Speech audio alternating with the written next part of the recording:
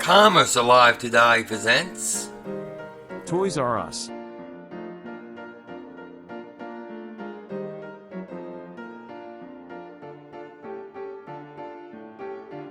Toys R Us founder Charles Lazarus was born above a Washington, D.C. shop where his father repaired and sold used bicycles. In 1948, after a stint in the Army, Lazarus began selling baby furniture in his father's shop, using as seed capital $5,000 from a combination of savings and a bank loan.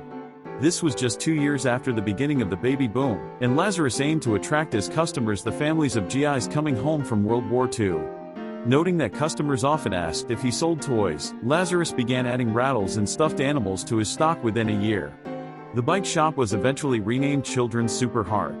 In 1952 he opened the baby furniture and toy supermarket in Washington, D.C. 5 years later he opened a discount toy supermarket in Rockville, Maryland, the first to bear the abbreviated Toys R Us name. The store's original name would not fit on its sign.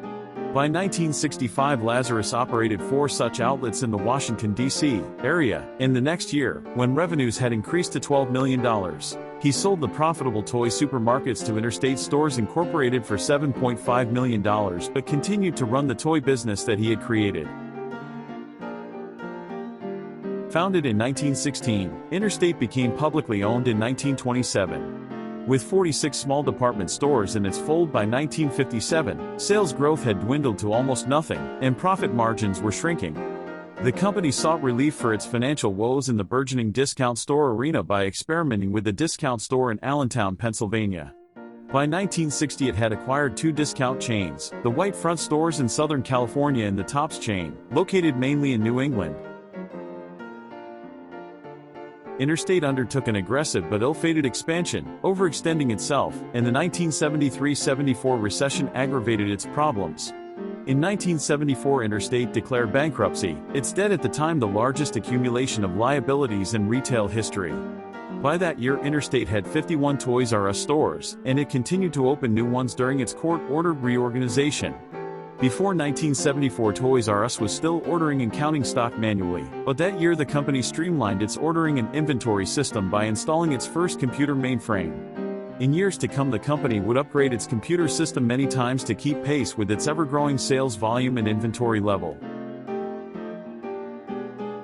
In 1978 Interstate emerged from its reorganization a vastly different company.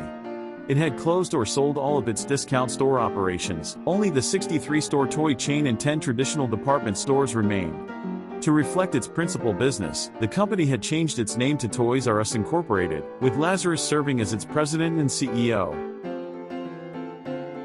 Lazarus's approach to pricing was vastly different from that of his competitors. He sold the items shoppers wanted most at little or no profit. Customers then automatically assumed most of the store's items were equally well priced and did the rest of their shopping there. By 1980 Toys R Us had earned a solid reputation as a retailer of great efficiency, with 101 stores around the country. Since its reorganization 3 years earlier, sales had more than doubled to nearly $750 million in fiscal 1981, a year in which many toy sellers suffered, especially during the holiday season. There seemed to be no serious threat to the company's growing dominance of the retail toy market with its 120 stores, and executives were often quoted as saying they sought not so much to boost sales as to increase market share, which Toys R Us did from 5% in 1978 to 9% in 1981. The following year as rival Lionel Leisure, a chain of 98 toy stores, filed for bankruptcy, Toys R Us announced the formation of a new division to sell name-brand children's apparel at discount prices. The company had first-hand experience with the baby boom generation's willingness to spend money on their children and opened 2 pilot Kids R Us stores in the New York metropolitan area during the summer of 1983. The 15,000-square-foot exuberantly decorated stores featured electronic games and clearly marked departments. From the day the first Kids R Us stores opened, owners of department and specialty stores recognized them as a major threat to their survival. All was not easy for Kids R Us, however. In the 1980s traditional department stores and small children's shops complained that name-brand apparel makers were selling their goods to discounters. New competition from Kids R Us further raised the stakes. Just a few months after Kids R Us opened its first 2 stores, Toys R Us filed suit in September 1983 against Federated Department Stores Incorporated and General Mills Incorporated, charging the companies with price fixing. The following month, the company brought a similar suit against Absorba, which had agreed to supply the new stores, but later allegedly refused to fill the orders. Toys R Us later dropped the suits, noting only that circumstances had made it prudent to terminate litigation. The Kids R Us concept successfully implemented many of the policies Toys R Us had, such as discount pricing, tight inventory control, purchasing in large volume, and opening stores in low-rent strip malls along major thoroughfares. In 1983, the company surpassed the $1 billion milestone, with sales of $1.3 billion. The following year was full of firsts for Toys R Us, beginning with its first foray outside the United States in 1984, with 4 Toys R Us stores in Canada and 1 in Singapore, 2 more Kids R Us stores with an additional 5,000 square feet in New Jersey, and a generous stock option plan open to all full-time employees. Lazarus later told Dunn's Business Month that salaries alone were no longer enough to make people feel they had a stake in a company's success. By the spring of 1985, there were 10 Kids R Us units in New York and New Jersey, with an additional 15 to be opened by year's end, while 5 Toys R Us stores opened in the United Kingdom. In early 1986, Dunn's Business Month cited Toys R Us as one of the nation's best managed companies and credited Lazarus with developing an extraordinary management team, most of whom were promoted from within.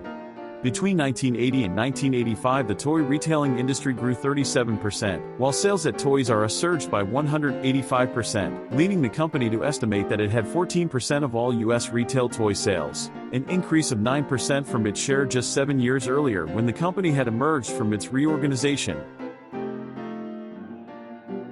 Charles Lazarus believed market share was his company's #1 priority. To keep increasing market share, he was even willing to cut prices at the expense of earnings.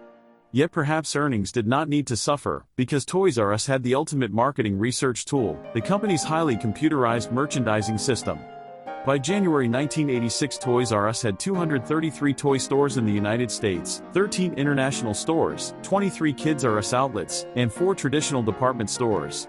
Moreover, as it grew into a national chain, the company aggressively fought others using an R in their name. Tots R Us, Lamps R Us, and Films R Us were among the companies successfully sued by Toys R Us for name infringement, a practice the company maintained for years to come.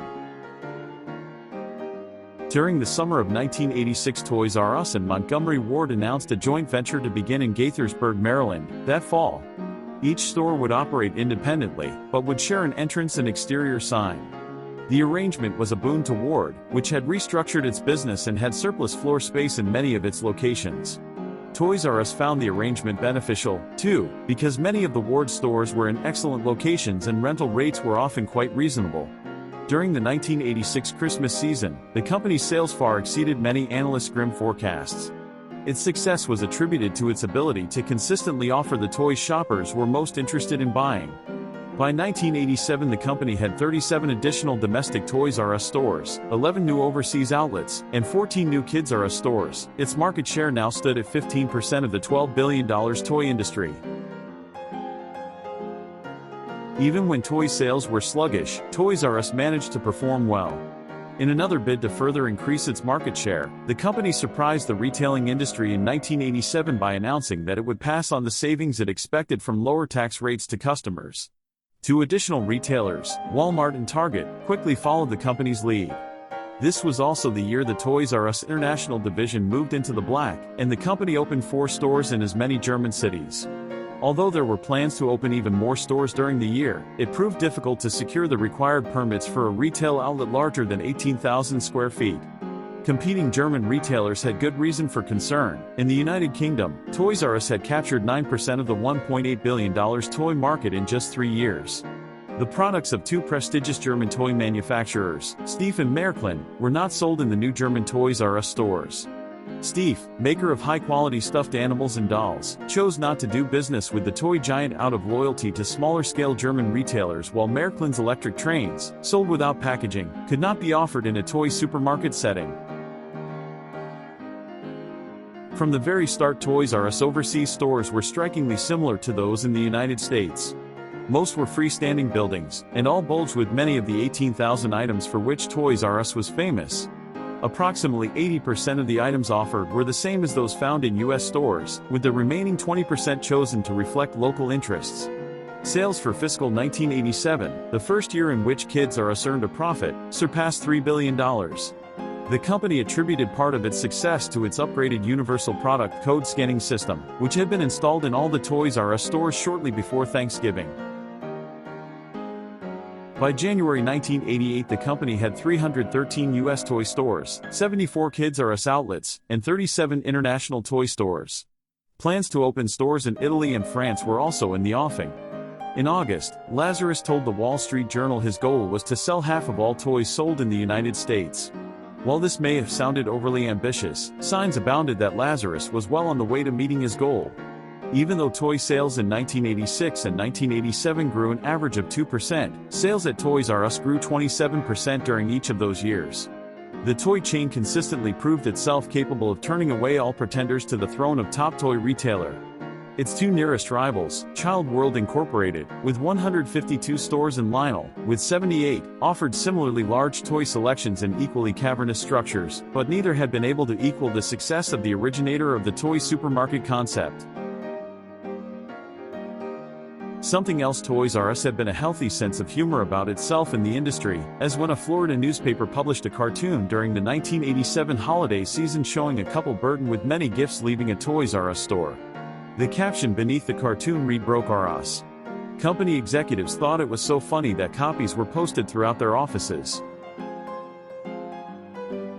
The company's success was attributed to many factors, including its buying clout, great selection, deep inventories, and ability to identify the latest hot items and get them on the sales floor fast. When some company stores were finding it difficult to get sufficient quantities of Nintendo games in early 1988, for instance, Toys R Us was able to get the number of Nintendo games it wanted. It was reported in the Wall Street Journal that Toys R Us sold $330.80 worth of merchandise per square foot annually, with Child World selling only $221.70, and Lionel just $193.10. Average sales for a Toys R Us store were $8.4 million, Child World, $4.9 million, and for Lionel, $4.4 million. In the fall of 1988, Toys R Us shed the last reminder of its connection to interstate stores by selling the remaining department stores in Albany and Schenectady, New York, and Flint, Michigan, to that division's management. Company sales hit the $4 billion mark in fiscal 1988, and by the fall of the following year Toys R Us joined McDonald's Company Limited to open several toy stores in Japan. Toys R Us would have an 80% interest in the venture and McDonald's 20% with an option to open restaurants at the store sites. During the holiday season in 1989, Toys R Us launched Jeffrey's Fun Club as a low-key, non-commercial club sending quarterly mailings featuring items such as an activity booklet with a family member's name or a storybook that presented a family child as the main character, with his or her name repeated throughout the book. The club, designed to boost the company's profile in members' homes, more than doubled original membership projections. Total sales for the year were more than $4.7 billion, with a 25% market share of the $13 billion U.S. retail toy market. Lazarus told Forbes there would always be room in this tightly controlled company for innovations to further decrease operating costs. An instance of this came in 1989 when Toys R Us completed installation of gravity feed flow racks in most of its U.S. toy stores for restocking fast-moving items such as diapers and formula. Yet as every rose has its thorns, Toys R Us ran into some trouble in the early part of the 1990s. First came difficulties with the Consumer Product Safety Commission for importing toys it deemed dangerous. In the spring of 1990, the company recalled 38,000 press and roll toy boats with small parts that, if broken off, could choke a child. A few months later, Toys R Us was named as one of 7 distributors sued by the Justice Department on charges of selling hazardous toys, yet Toys R Us successfully defended itself on the grounds that its safety record was excellent, and a federal judge dismissed the charges. By the end of 1990, the company had a new $40 million distribution center in Rialto, California, that held 45% more merchandise than the company's other warehouses, but took up 1/3 less land. The company finished the year with sales topping $5.5 billion and net earnings reaching $326 million. An industry analyst, impressed by the company's solid sales and consistency, remarked to the Wall Street Transcript, "I can look at a slowing economy and still feel comfortable that Toys R Us is going to grow." And grow it did, especially overseas. Although difficulties in finding store sites and circumventing the large-scale retail law still loomed before Toys R Us and McDonald's, the Japanese joint venture moved ahead with plans for up to 100 stores by the end of the decade. For other U.S. retailers interested in opening outlets in Japan, Toys R Us became a test case in how to overcome local retailers' resistance. Japanese retailers had already felt the pinch of a declining birth rate since 1973 and did not relish a further erosion of their market share. U.S. officials, however, persuaded Japanese officials to speed up their approval process on applications for large retail stores, and the first Toys R Us opened in ME Town on the outskirts of Tokyo in 1991. Over the next few years, Toys R Us continued to expand in high gear, especially overseas. Once operating in a handful of countries worldwide, company stores now popped up all over the globe, in Hong Kong, Israel, the Netherlands, Portugal, Scandinavia, Sweden, and Turkey, while the heaviest concentrations were in Australia, Canada, France, Germany, Japan, Spain, and the United Kingdom. Consequently, Toys R Us's annual figures reflected this steady growth. Fiscal 1992 sales reached $7.2 billion, 1993, $7.9 billion, and a big leap in 1994 to $8.7 billion. Similarly, earnings climbed from 1992's $438 million to 1994's $532 million. In early 1994, there was also a changing of the guard. Charles Lazarus, the company's longtime chairman and CEO, turned the duties of the latter over to Michael Goldstein, vice chairman, and Robert Nakasone, formerly president of Worldwide Stores, was appointed president and COO. In 1995, the company's sales once again soared to $9.4 billion, helped in part by the introduction of educational and entertaining computer software. Yet earnings were heavily slashed $148 million due to restructuring costs and grand plans for the near future. As Toys R Us looked to the new century, the company was determined to become the ultimate one-stop kids shop. To further this plan, the company adopted several ambitious programs to take Toys R Us to the end of the 1990s and beyond. First and foremost was restructuring, which included streamlining merchandise by up to 20%, closure of 25 underperforming stores, and the consolidation of several distribution centers and administrative facilities domestically and overseas. In addition, there would be new Kids R Us stores, the debut of Babies R Us and Superstores, and the introduction of Concept 2000 for new and renovated Toys R Us stores, all to provide the ultimate kids shopping experience. The first 3 Babies R Us stores, each measuring about 45,000 square feet, opened in 1996 with an additional 7 planned before the end of the year. Like its siblings, Babies R Us stores were filled to the brim with clothes, juvenile furniture, car seats, and feeding and infant care supplies. Like better department stores, Babies R Us also offered a computerized national gift registry. At the same time, the first Concept 2000 toy store, one of 12 announced for the year, debuted in July. The Concept 2000 facility was a megastore of 96,000 square feet, replacing the formerly successful supermarket setup with an oval format with color-coordinated departments, lower shelving, a bike shop, learning centers, and special sections for Barbies, Legos, and video games. Moreover, the company also introduced experimental superstores. The first one, Toys R Us Kids World, opened in November 1996 near company headquarters in New Jersey, combining the inventories of Kids R Us and Babies R Us with a multitude of top-of-the-line toys. Superstores were slated to include fast food, candy shops, hair salons, photo studios, party rooms, and possibly even rides such as carousels and Ferris wheels.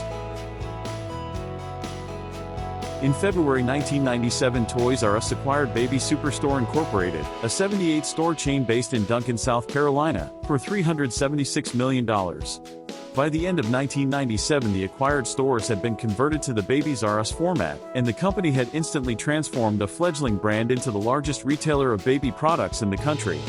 With the opening of a number of brand new Babies R Us outlets in time for the 1997 holiday season, the store count neared the 100-unit mark. Sales for the chain were already in excess of $600 million.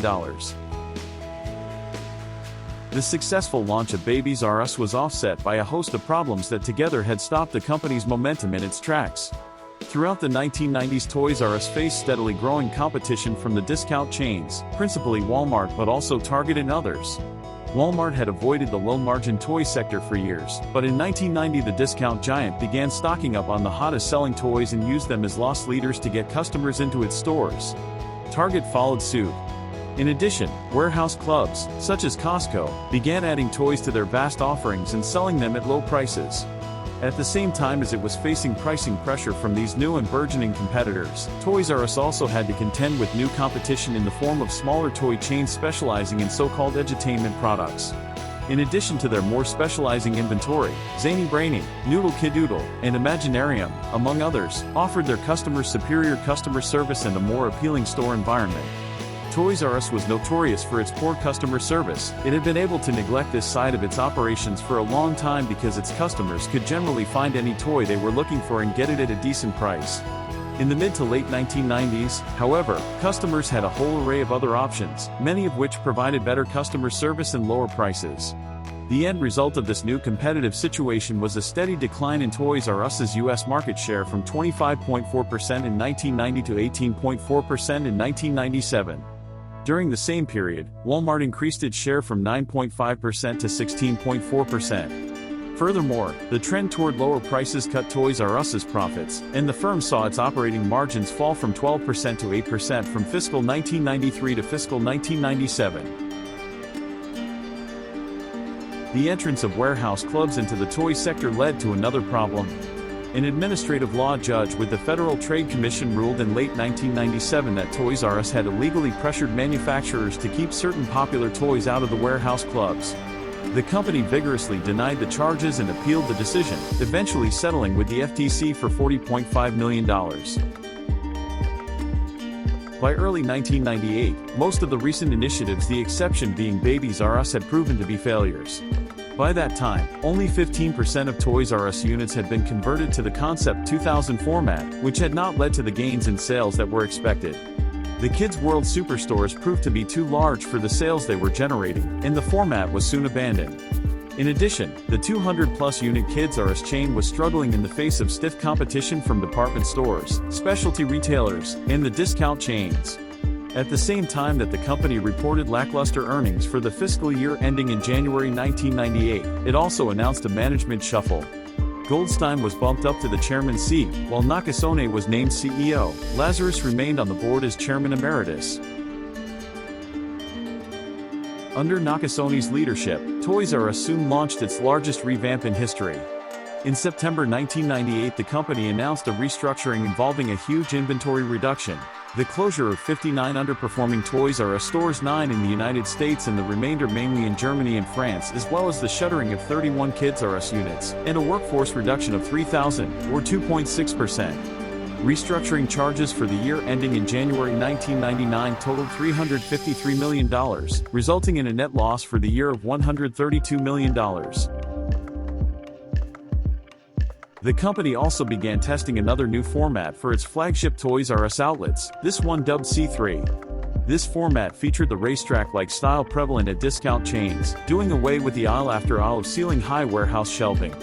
There was colorful signage throughout the store and a number of new departments that were aimed at broadening the product range. These included deal/seasonal, baby apparel, Animal Alley, showcasing a large selection of private label stuffed animals, the Learning Center, which featured educational and developmental products for young children through the kindergarten age, and the R Zone, a glass-enclosed section with computer, electronic, and video products for children aged 9 and above. The format also had 20% more floor space thanks to a 1/3 reduction in the stock room. There were other new initiatives as well. In 1998, the company joined the online retailing boom with the launch of the ToysRUs.com website, and the firm also produced its first mail-order catalog. In August 1999, the company spent $43 million to purchase Imaginarium Toy Centers Incorporated, a specialty retailer focusing on educational toys with 41 stores in 13 states. The deal provided Toys R Us access to the higher end of the market, which carried higher profit margins and was growing at a rapid clip. It also led to the opening of Imaginarium departments within remodeled Toys R Us stores. Just days after this acquisition was finalized, Nakasone was forced to resign after clashing with the board of directors, particularly with his two predecessors, Goldstein and Lazarus. Further bad news came on the competition front that year as Walmart surpassed Toys R Us as the leading U.S. toy retailer. In addition, the Christmas season was a near disaster as the toy stores ran out of stock on some of the season's most sought-after items, and ToysRUs.com failed to deliver a number of online orders by December 25. Stepping in to attempt to turn around the company's flagging fortunes was John Ayler, who was named president and CEO in January 2000 and chairman in June 2001. Ayler was hired away from specialty toy retailer F.A.O. Schwartz, where he had served as CEO and chairman for 9 years. The new chief continued the rollout of the new C3 format. By early 2001, 165 Toys R Us stores had been converted, and initial results showed an increase in sales. 1 year later, 433 of the U.S. toy stores featured the new format, now dubbed Mission Possible. At the same time, new combo stores were being created, essentially Toys R Us outlets with a select assortment of Kids R Us merchandise. There were 273 of these combo stores by early 2002. Ayler also began working with toy manufacturers to secure more exclusive products for the Toys R Us shelves. Sales of exclusive products soon rose from 5% to 12% of overall revenues, reaching 20% in 2002. Meanwhile, in April 2000, Toys R Us Japan was taken public through an IPO that raised $315 million for the company and took the division's large debt off the parent company's balance sheet. The transaction reduced the company's stake in the Japanese affiliate from 80% to 48%. In August 2000, Toys R Us entered into a 10-year strategic alliance with Amazon.com, whereby the two firms united their online toy and video game stores. Amazon.com took responsibility for website development, customer service, order fulfillment, and warehousing of goods, while Toys R Us would handle purchasing and managing the inventory. The following year, Babiesroost.com was shifted into the Amazon.com alliance platform, and Imaginarium.com was launched. In November 2001, Toys R Us opened its international flagship store in New York City's Times Square. Occupying 110,000 square feet, the three-story store featured, in addition to a huge assortment of merchandise, a 60-foot Ferris wheel, a 20-foot-tall animatronic T-Rex dinosaur from Jurassic Park, and a two-story, 4,400-square-foot dollhouse filled with Barbie gear. The flagship store was intended to revitalize Toys R Us by providing a new image for what was widely considered to be a tired chain. Toward this same end, the company launched an advertising campaign featuring a new animatronic Geoffrey the Giraffe, the longtime Toys R Us mascot who had made his first appearance in 1960. In another 2001 initiative, the company began testing out small Toys R Us toy box sections at giant supermarkets run by the Dutch firm Royal Hold. While the remodeled Mission Possible stores were generating positive results, a new Kids R Us format was not proving so successful. Thus, as part of a broader restructuring announced in January 2002, the company closed an additional 37 Kids R Us outlets, bringing the unit total for that chain down to 146 at the end of fiscal 2002.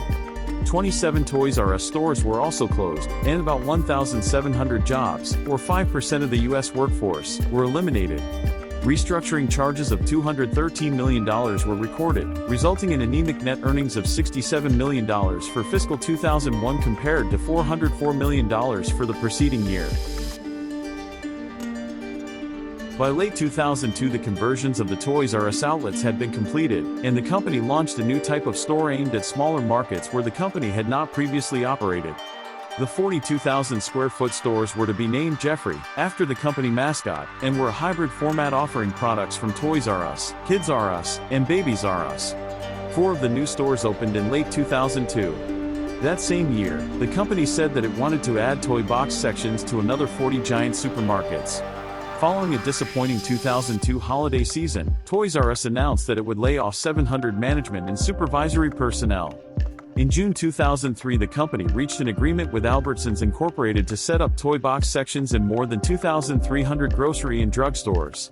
The burgeoning toy box concept was giving Toys R Us another channel to reach customers and another way to increase its revenues in the increasingly competitive toy retailing industry.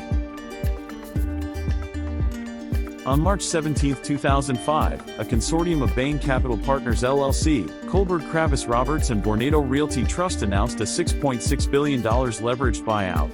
Public stock closed for the last time on July 21, 2005, at $26.75, a 63% increase since when it first announced that the company was put up for sale. Toys R Us became a privately owned entity after the buyout. The company still files with the Securities and Exchange Commission, as required by its debt agreements.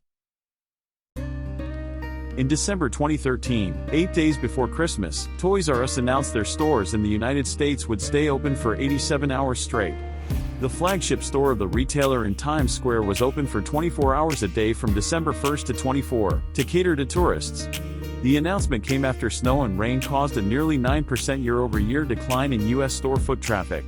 This move also pushed the retailer to hire an additional 45,000 seasonal workers to cater to the demand of the extended store hours. Since the toy business is highly seasonal, more than 40% of the company's sales come in during the fourth quarter of the year.